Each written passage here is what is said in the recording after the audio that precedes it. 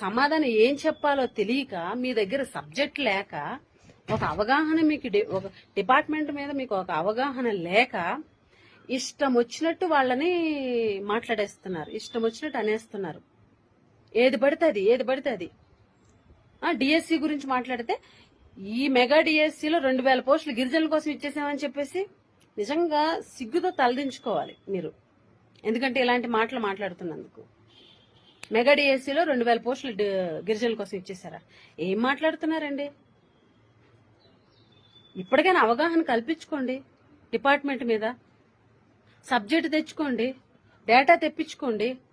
మేం ప్రతిదీ కూడా విత్ ఎవిడెన్సెస్ మాట్లాడుతున్నాము. జీవో నెంబర్ 3 విషయంలో గత ప్రభుత్వం ఎంత చిత్తశుద్ధితో ఉందన్నది విత్ ఎవిడెన్సెస్ గతంలో చెప్పాము.